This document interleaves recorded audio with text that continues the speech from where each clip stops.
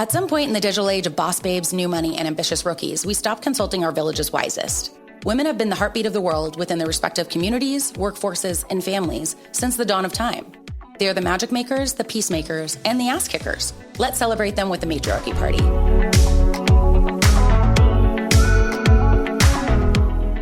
Hello, and welcome back to Matriarchy Party. Guys, we have the one, the only Hannah Colbley with us today. Let me just tell you, she is doing so much important work. Like, I feel like I normally talk to people primarily in the entertainment industry up until now. And this, like, you know, it's like I always say, it's PR, not ER. And this woman, she's actually changing lives here. It is so, look, let me get into it, okay? Hannah's a founder and executive director of the nonprofit Lighthouse for Hope that helps provide support for families fighting pediatric cancer. After her own experience with cancer, Hannah founded Lighthouse with a mission to provide the same support she received while going through treatment. After 7 years, that's a long time. I can't even imagine a nonprofit. Lighthouse for Hope has partnerships with hospitals all across the country, bringing both emotional and financial help to hundreds of families and individuals fighting cancer. Come on, Hannah. Welcome to the podcast. Thanks for having me. I mean, of course. Gosh, how long have we known each other now? I feel like a long time. A long time. Because you knew my sister. Yes. Knew your sister from the retail biz. The retail world. Mm-hmm. I mean, a decade ago at least. Yeah. And then you worked with Chris, I think maybe volunteered. Yeah, we volunteered, yeah. And so like lots of like, I don't know, corresponding connections. Yeah. It's like the 7 degrees of Kevin Bacon, but it's the 7 degrees of Courtney Worth. Yeah, or Hannah Colbley. I am so proud of all the work that you're doing, proud for you. I've just seen the evolution of your business on primarily social, like everybody right now. But I think it's just evolved in such a way, and like seeing all that goes into it. Like having a business is hard, period. But like the work that you're doing, I can't even imagine. It's just, and not that you haven't experienced in this before. Like you just wanted to really blind. I mean, and you're like, I gotta do this. You feel called to like create this, and you're literally doing it, which is how businesses start. I realize, but I'm like, it's so mind blowing to me. Well, thank you. Yeah, I mean, you're welcome. What did you do before? I worked at Madewell. And I Love was it. Annie. Love that. Yeah. I had no idea. I dropped out of college to start it. So I had no idea what I was doing. Still kind of don't. But after 7 years, I've kind of I can't imagine. Made it up as I've gone along and learned the ways of nonprofit. But I went in blind. I had no idea what I was doing. So I'm just lucky that. And you know what? Yeah. And it is. Yeah. And people believe in you and they want to support you wherever they can. And I think that just says so much about you and who you are and your resilience. And I mean, we haven't even touched. It's just, what a woman. Thank you. Well, let's talk about your matriarch today. Who is it? I am the youngest of 3 daughters. So I always say, and my sisters are 9 and 11 years older than me. So I always say that I had 3 moms. And I'm very close with my sisters. So I would say my mom, but my sisters too. So the 3 other Cobley women are my matriarchs, but mainly my mom. The OG matriarch. The OG, yeah. She is Sharon Cobley. We always say Sharon Cobley for president. She could rule the world. Please do. Like, there's an opening coming up soon. She should go for that. We should tell her that she should put her bid in. A lot of unqualified men go for that job. So I feel like she could probably do better. Come on. Yeah. But you've had a lot of mother hens around you kind of years. Like, I feel like I'm just 4 years older than my little sisters and you just can't help it. You're just like, why? Yeah.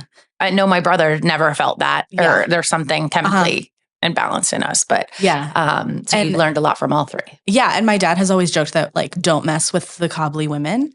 So I didn't really have like a choice. They always have just been like, you know, we're all very involved in each other's lives. And as I've gotten older, it's kind of turned into more of like best friend than older sister. But they still kind of sometimes. You can't escape that. I can't escape that dynamic. No. This canon event. Yeah. And I don't mind it. I'm so lucky that I have like two awesome older sisters that are my protectors and like biggest cheerleaders. So you can have mentors and like cheerleaders and the friend dynamic along with like the family dynamic. Yeah. I'm sure it ebbs and flows. Yeah. Well, I always start with the same kind of intro question. When we think of a matriarch, we think of a woman who's the head of their family, tribe, or organization. When in your life did you feel like you have had to demonstrate those traits, whether by necessity or not? I probably know the answer here. Yeah, I think with Lighthouse. Yeah. I was diagnosed with cancer when I was 18.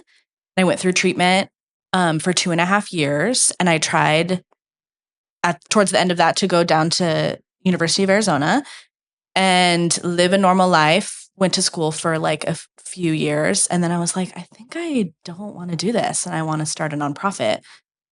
So I dropped out of school and moved home and started Lighthouse. And I think that like, I always say that believing in Lighthouse is believing in me. So believing in like my vision and my mission. And my friends joke it's like Lighthouse for Hope, but it's Lighthouse for Hannah. Because for the longest time, I now have another employee besides myself. Which is great. But for like the first part of Lighthouse, it was just me. So you're an island. Yeah. Just Googling your way to truly success. Yeah. I mean, and I'm not saying that in like no, like that's just how you do it when you're by yourself. Yeah. Yeah. Finding people that like also work in nonprofit, have like a little bit of experience, and then like just like putting the puzzle pieces together. Yeah. Yeah. Well, and how did you find your first employee then? Were you connected from previous lives? No. So her brother had cancer and she was actually working for a different nonprofit. Oh. And she met my parents at like a nonprofit event and asked if I was hiring. And then she started volunteering and then we became close friends. And now she's my best friend and my program coordinator. It was all meant to be. It was. Yeah. I love that. Yeah. Cancer is weird like that. It like brings you the people. Like I'm like, if I didn't have cancer, I have no idea what my life would look like, but I also have no idea who the people in my life would be. Right. Like the like core of my life is of my people have been brought to me because of cancer, which is is crazy to think about. Yeah. I mean, I just think you like anything life-changing, you don't know unless you know. Mm-hmm. So I'm sure even people who want to support or help, unless they have actually gone through that experience themselves or been like impacted with someone in their life that they're close to, how would they even know? Right. Don't even know. Mm-hmm. So I'm sure like obviously having worked in that space before made her valuable, but having a close connection with her, her brother going through it, like, because I imagine it would be hard to, some things are teachable and some things are not. Mm-hmm. But yeah. And I want people, even with like my board, I always wanted everybody that's involved with Lighthouse on like an official level to like get it. Yeah. In a sense, you know, to have been kind of touched by it, which it's like, you know, because you're interacting on with anyone, families. but like, yeah, you need to have the empathy that only somebody who like is really close to it for sure may have, I would imagine. Yeah. Yeah. Wow. Do you think that, I mean, I'm sure you have like defining moments every day. Mm-hmm. And I mean, like how many families are you working with at a certain time? Well, so we have 3 main programs. Okay. We have our Hope Families program, which is like our everyday program where we provide financial support for families that are going through treatment. And we get those referrals through social workers at hospitals. So every family gets up to $800 in financial support. Wow. And then we have our Holidays for Hope program, which we just, the craziness of that just ended. We adopted or sponsored 50 families. And that was December. Like a milestone. That's more than ever maybe this year? Yeah. Every year it just kind of creeps up there and we get a few more. Wow. And then our Illuminate retreat, which is our retreat for young women 18 to 26 that are going through cancer treatment. And we went to Vermont in October to this like big, beautiful, dreamy house in the fall in Vermont. And they're all from all across the country and we fly them in. And it's just like a week for them to be around people that get it. Yeah. And have experienced similar things. And there's not a lot of programming for like that age. Yeah. Because I was 18 when I was diagnosed. So I was treated at Phoenix Children's Hospital, like for a pediatric cancer, but I like aged out of a lot of programming. I like got like like if you're 18 and up, you don't get a Make-A-Wish. You don't get all of these like perks. There's cancer perks. Sometimes people would buy my Starbucks because I was bald. But so that was a cancer perk. But yeah, there's not a lot of programming for that like young adult age. So the Illuminate retreat is really special. That's so special because that's another thing like you wouldn't think about. I mean, not that anybody, especially who, I don't know, unless you're in it, you don't. I feel like that's something that I wouldn't like ever say. Like there's cancer perks, but I'm sure like after living, you're like, no, there are. Hey, you got to weigh the good and the bad. I'm sure it's a joke within the community or somebody who's close to it. You gotta, I mean, you know what? Get that bag, however that is. Use whatever you can use. Yeah. Even my friends sometimes will be like, I really wish you were still bald. So we could like, we would get a ticket to that. Only a close friend or family member can make that joke. Oh my gosh. Well, that is such important work. And I'm sure just like a sense of like normalcy, like as far as like having just a fun, beautiful trip and the connection with people who get it. Like, especially at like those formative years, which you don't even think about like aging out of some of those programs. Right. Or even just being treated when you're not a child at the children's hospital and you're like on the cusp there. I'm sure that just adds a complicated layer. Yeah.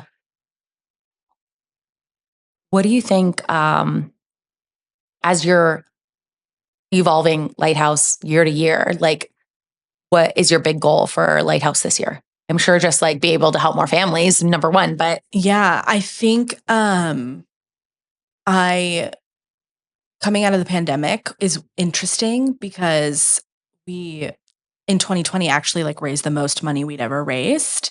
And then congrats. Thank you, which was great. And then now it's kind of like declining a little bit. And so 2023 was kind of hard. And so I would love for 2024 to be like a new kind of like a redefining year and like figure out like new goals. I had a lot of like, I'm really bad at like looking back at the 7 years of Lighthouse and being like, oh no, okay, we did that. I'm always like, oh no, but I still want to do this. And we haven't done that yet, you know? Yeah. So I would love to, we're changing office space in October. So I would love to find like a more permanent space. Get connected with more hospitals. What are you looking for in a space? Let's put it out that we're manifesting. My like ultimate like 10-year goal for Lighthouse is to have like a house where like families can come and like experience community. Cool. And a lot of the families we support don't have like stable housing. A lot of the families we support are often like in between homes, or we've helped unhoused families.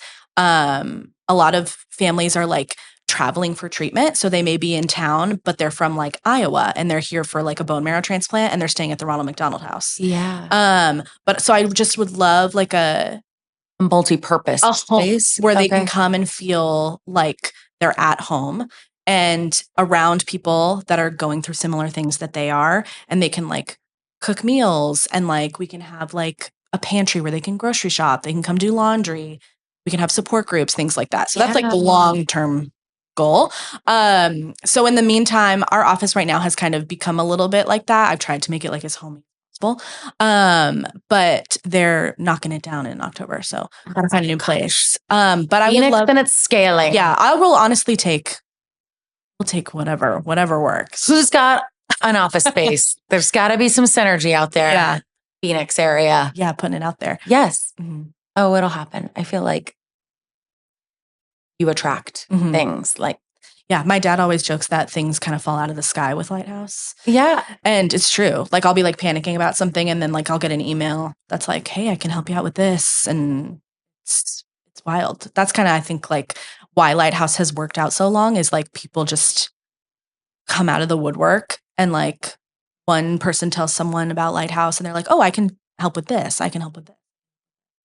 Just as kind of. That's how it should be. I mean, like, I say a rising tide lifts all ships a lot, but I feel you're a good person and you're doing good work. That's like really changing lives. So anybody who's like, God, however I can help, whatever resources I have, maybe it's financially, maybe it's like volunteering, maybe it's like referring, connecting. I feel like people want to support you. So, and I'm I'm glad to hear that they actually are.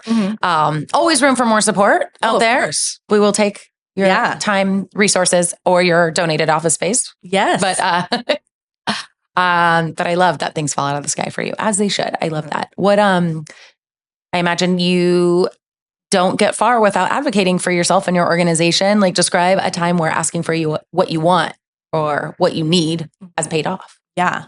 I think because my main job is asking people for money. Yeah.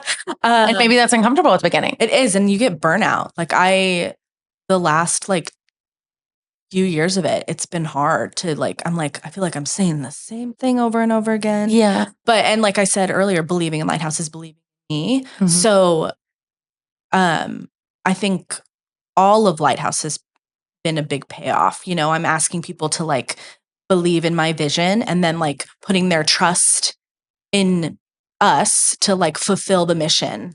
So just really all of it is something where I've like asked for something. And it's Well, because I'm sure you get your fair share of no's. Yeah. And then makes the yeses even more impactful. Yeah. And my mom is always like, the worst thing people can say is no. You might as well just ask.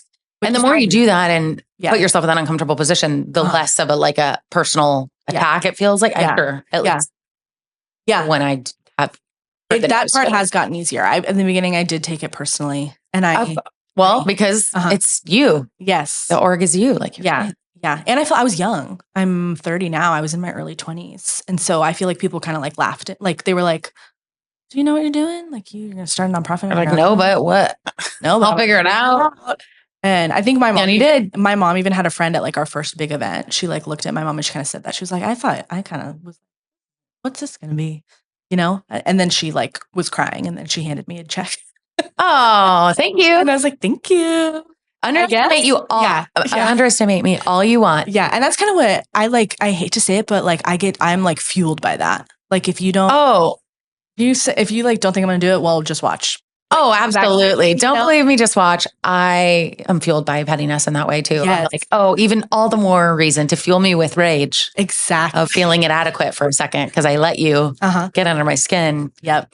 I love that. I had when we had in the beginning of Lighthouse, forming a board is really hard, like a board of directors. What does that mean? So, your board of directors like basically like run the nonprofit. They like make all the major financial decisions. They like oversee the staff. They like basically are like my boss. Got it.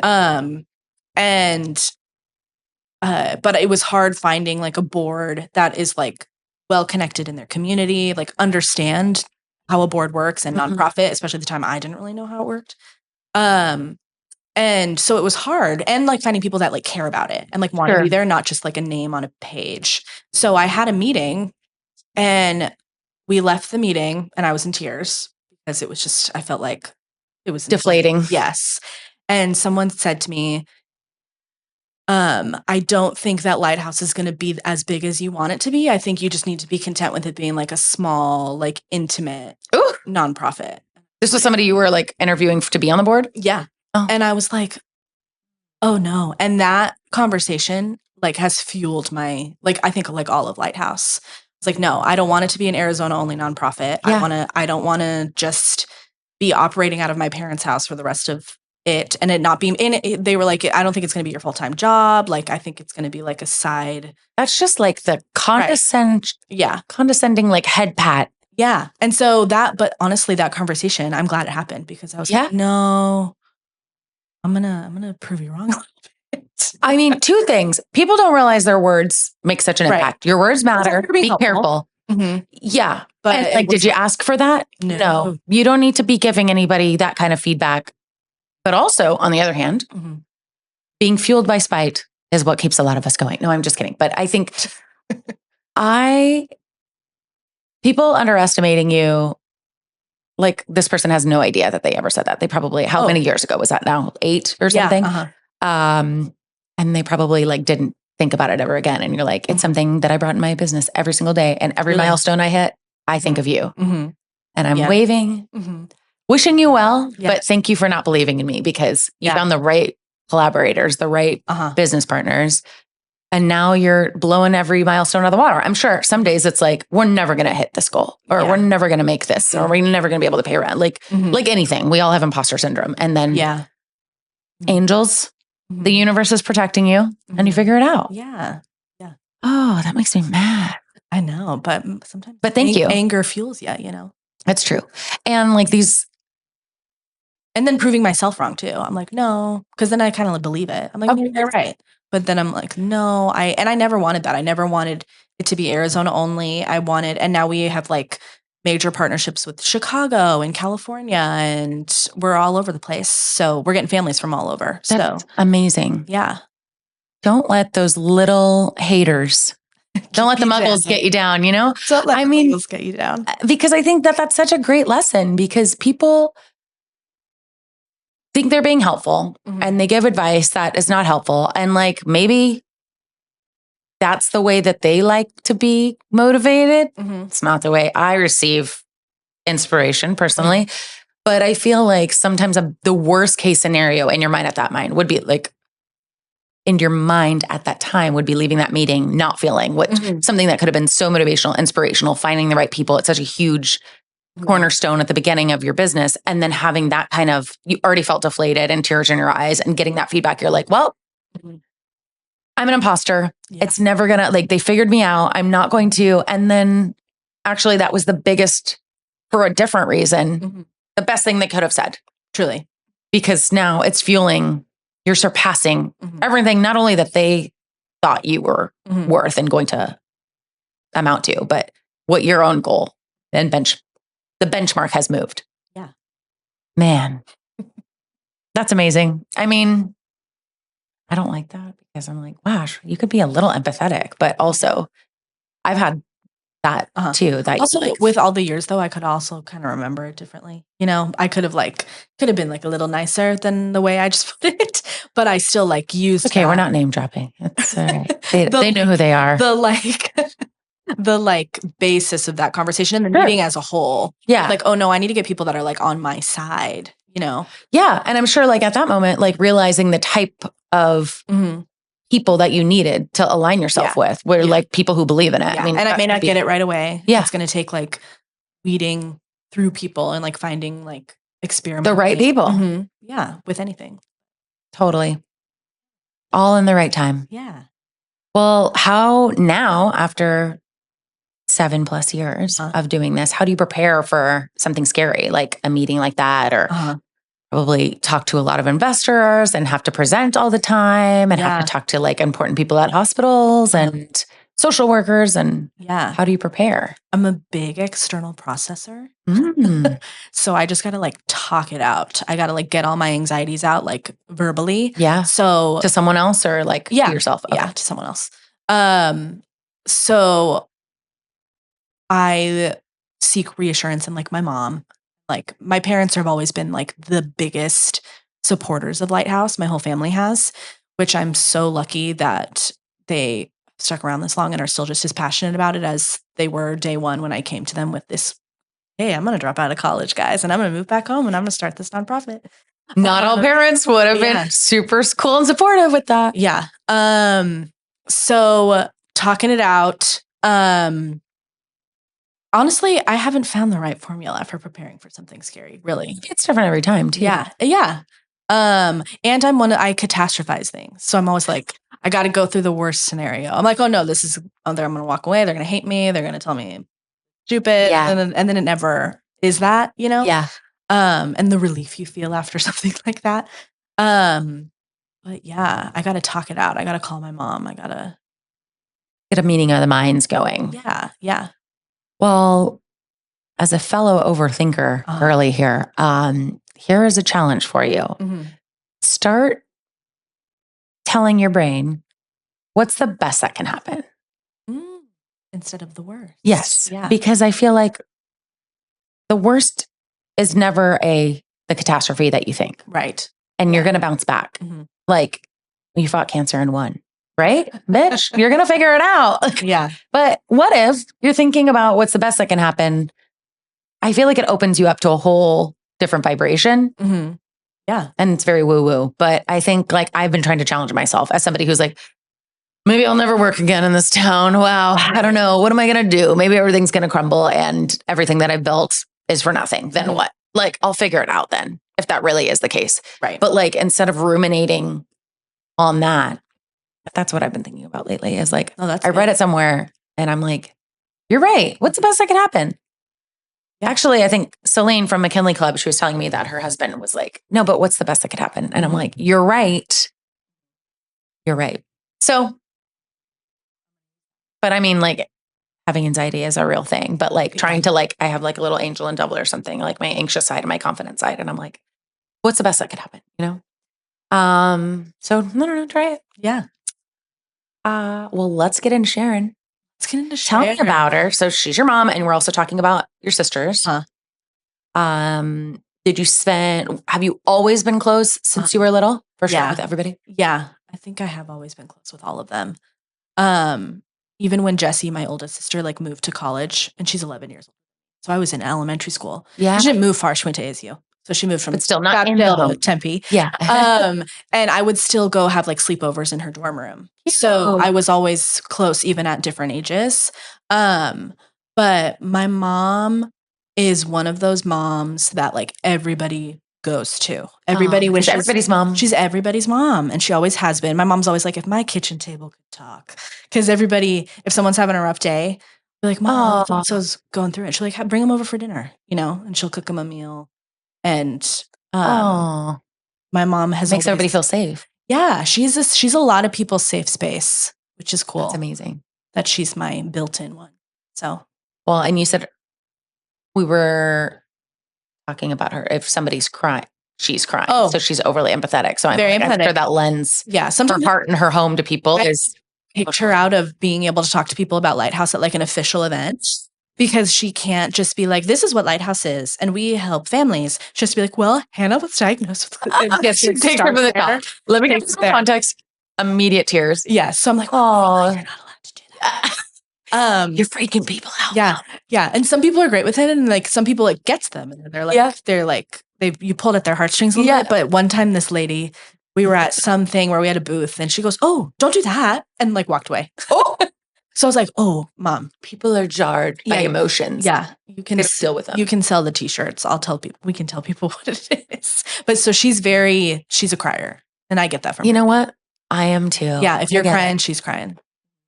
Well, and did she work outside of the home as well? Mm-hmm. Yeah. I always joke that my mom has had like 9 lives because she'll say stuff where I'm like, when did you have time to do that? When did you do that? And like recently in the last few years, found out she worked for like a zipper. She was like, when I worked at the zipper company, and I'm like, and she's like, yeah, KY zipper, or not KY. Is it KY? It's XYZ or it's like the little, she's the letters ones. Zipper. Yeah. I'm like, when my mom worked at KY. Mom didn't work there. She did not work. Maybe on her 10th life. Yeah, maybe. What is it? XYZ zipper? It's something like that. Literally, if you have a zipper, it's probably say it on. Yes. And, but she worked in advertising for a little bit. Oh yeah. Look. White zipper. KY. There's a K in there. Yeah.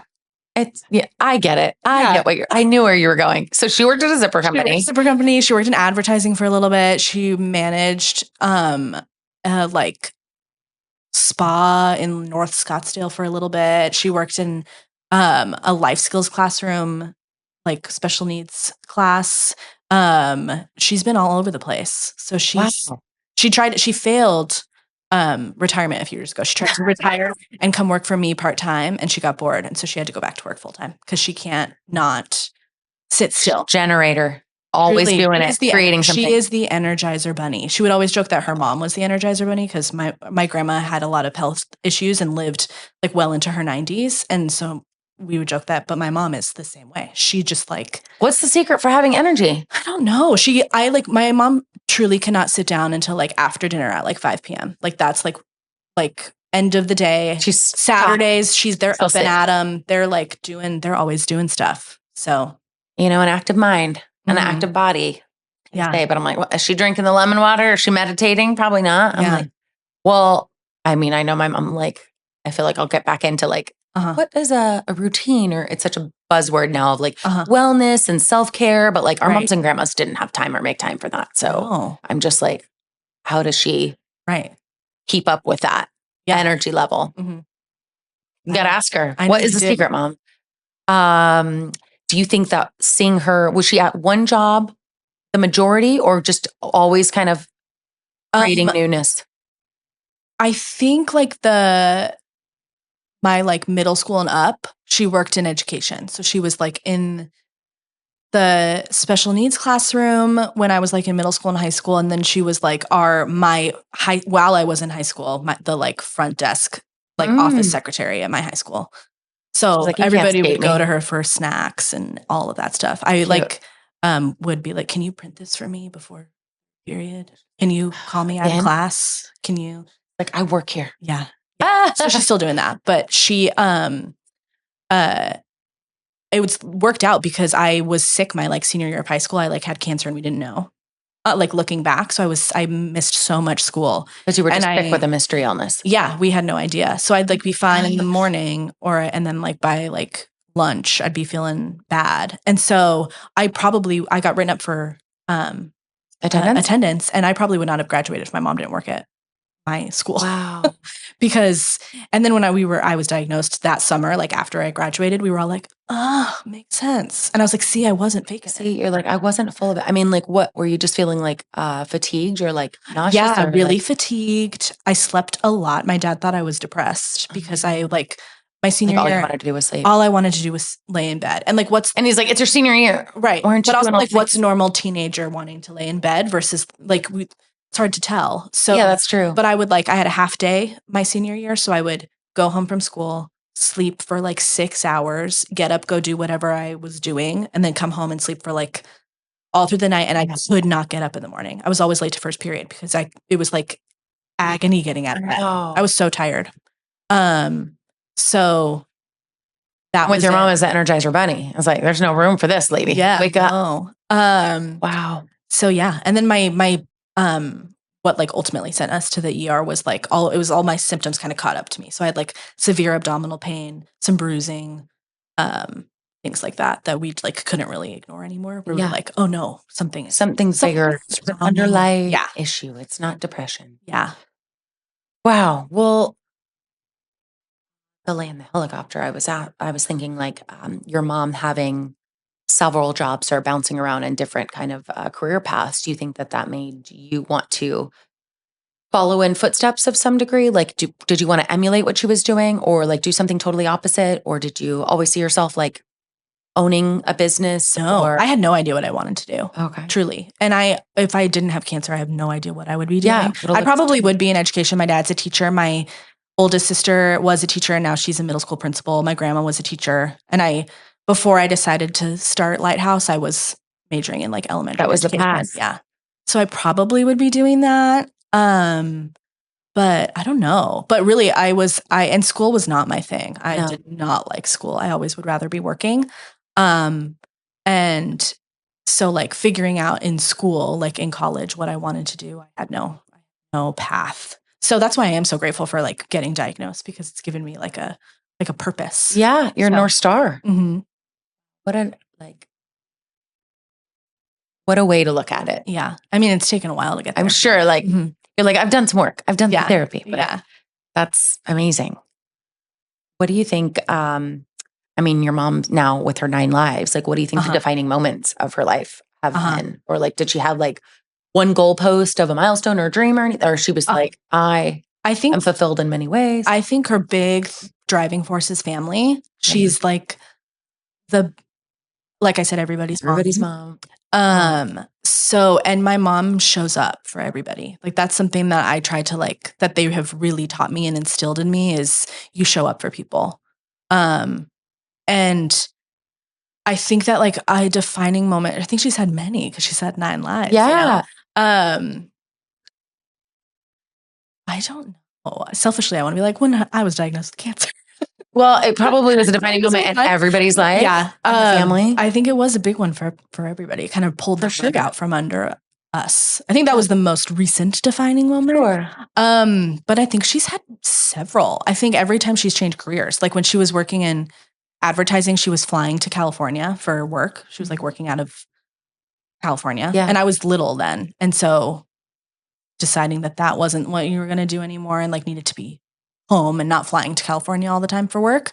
I think, and then she was like managing a spa and like it was like in a really toxic environment, and she deciding that she was not going to do that Good for anymore you. and then go back, you know? So I think she's like, every time she's like switched gears has been probably defining. I mean, Sure. having kids, they moved from, my family's from LA. So Okay. moving from California to here was a defining moment, you know? I'm For jobs or for like? No, they moved here. So my sisters were born in LA. Okay. They moved here in like the late 80s. Okay. And they were like, I don't know why. I think my dad always was like, I didn't want to raise my kids in LA. Yeah, like people But- say.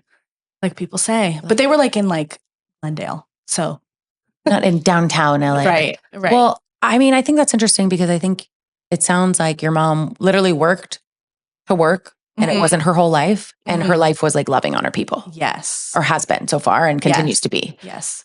And that's so nice because I think there's so much of this like girl boss hustle culture, which I subscribe to a degree, but I'm also like, what is this life really about?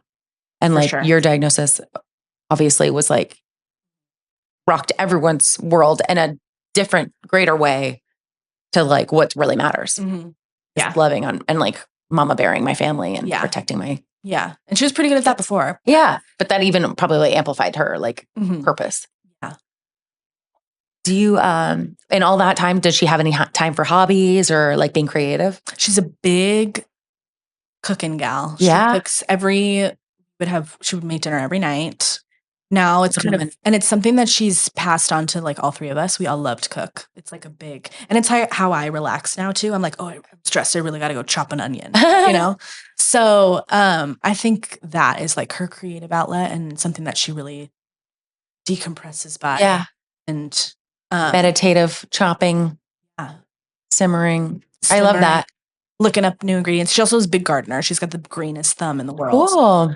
So, and I did not get that. I don't think any of us really got that, but she's got a jungle in the backyard. Wow. In Phoenix. I know. You can grow things. You can. Well, what do you admire most about Sharon? I admire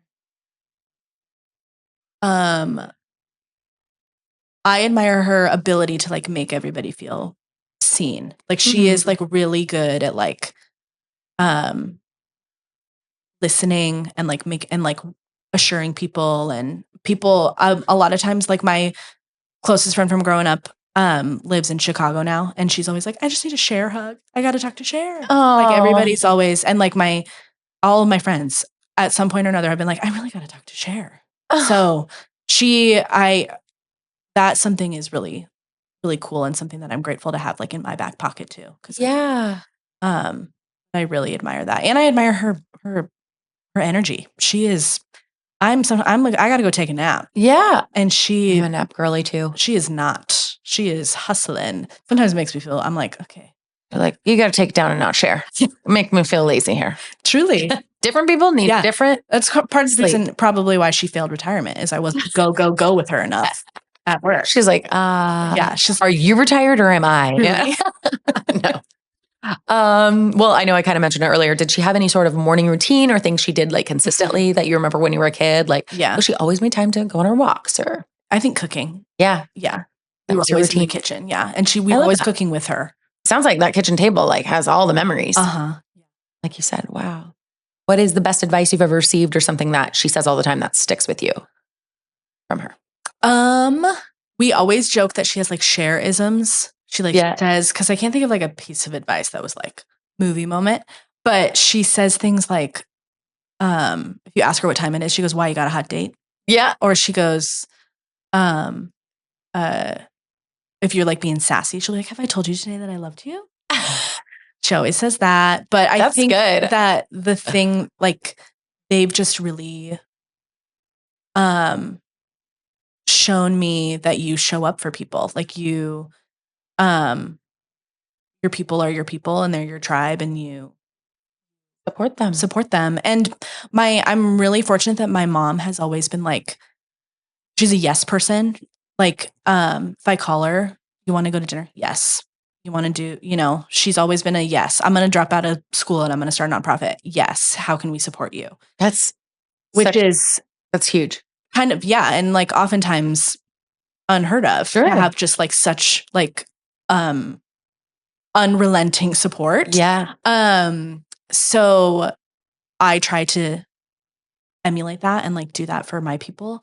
And she's always been, I never remember my mom or my dad ever making anything like about my physical appearance. They never commented on my body. They never, which is something as I've gotten older, I'm the most grateful for, because it can become such a toxic thing, or like food or anything like that. It's never been, it's what's not the almond mom. Yeah. It's like cliche, but it's like what's on the inside is what matters. Yeah. Like we don't care what you look like, and like nobody should care what you look like. And like, it's never been a thing. So as I've gotten older and as like society has put that on me, I'm like, oh my gosh. So lucky I didn't grow up with all of this. Yes. I never got this at home. And so, but, so that's also something that I tried to, and if I ever have kids, something I would like be like, it's not what you like. It's like who you are. Something you want to carry on, because it is so important. Yeah. We have some rapid fire. Is there a song, beauty product, fragrance, piece of jewelry that makes you think of her? Okay. Beauty product. I think of the green and pink mascara. Oh yeah. Great lash. Yep. I think she still uses it. Classic. So she's a tried and true. Yeah. How's that for influencing? How many years? Right. Truly like my whole life. But that's the first thing that comes to mind is that mascara. I love it. Or like Bobbi Brown makeup brushes that she's had. See, another testimonial. The last 30 years. Truly. Plus. And she'll say that. She'll be like, you could take care of them when you wash them. Take care of your things. They'll last forever. See? Mm-hmm. Great shareism. What's one word to describe Cher?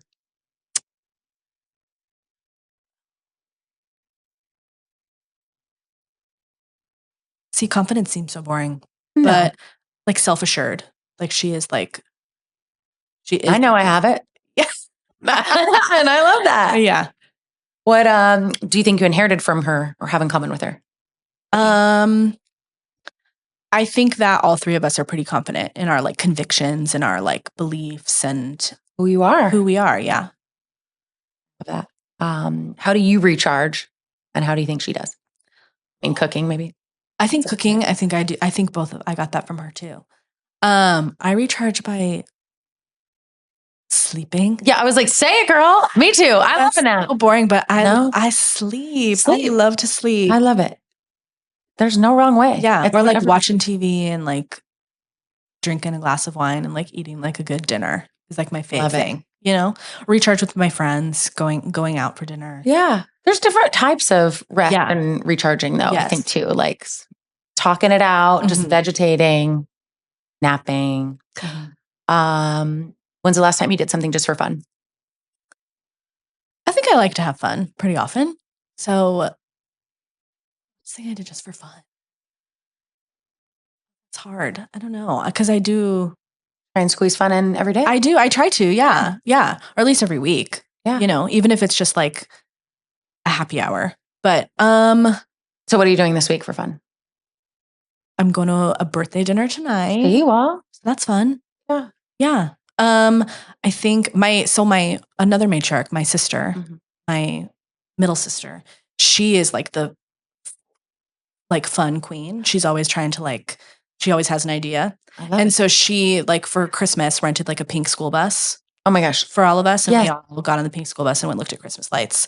So that's her. That is amazing. We go to Captain Fun. She's Captain Fun. She's always like, let's have an outdoor movie night. Let's do, girls, should we go get should we go do this? Should we go splurge on this? So she's the person who is like, I'll have to tap her for some ideas. Because I'm like, I'm out of ideas. She keeps you in check where you're like, no, we gotta have some fun. I don't care how busy you are. You gotta carve it out. Be a little dangerous because she gets big ideas. I'm like, you're like, I don't know if I'm never going to financially recover from this decision of fun, but oh, I love it. Well, final question. If you could say anything to your matriarch, what would it be? I mean, I think that I have told her time and time again, but she is my favorite person. She is my mom, my best friend, my confidant, my go-to, my first call. And I'm the type of person who since I am so emotional, I will be I'll be one day I won't be able to, she won't be my first call. Oh, and then but it's true. I'm so lucky that that she is my biggest supporter in my everything. And I love that she is that for so many people, for so many of my friends. And I mean, it's a lot to share her, I'm sure. Maybe through different years, it's been like, yeah. You need to be my number one. I love it. I think that's even better. Yeah. I think it's cool that everybody has their own You're like, yeah, my mom is the best, isn't she? Yeah. I know it. She knows it. I'm glad you do. To share. I'm happy to share. Yeah. Share. Oh my God. Thank you so much for your time. Thank you for being here and telling us about your matriarch. If people want to see more of Lighthouse for Hope, should they follow you on Instagram? Should they go Instagram, subscribe to a newsletter? What should they do? It's just all Lighthouse for Hope on everything. So Instagram, Lighthouse for Hope, lighthouseforhope.org, and give it a Google. Follow on all the I think that we're the top Google. If you Google Lighthouse for Hope, I think we're the first thing that pops up. So shouldn't be excellent SEO. Perfect. Yeah. Well, get on that, everybody. Thank you so much. Thank you. Talk to you soon. Bye, everybody. See you next week.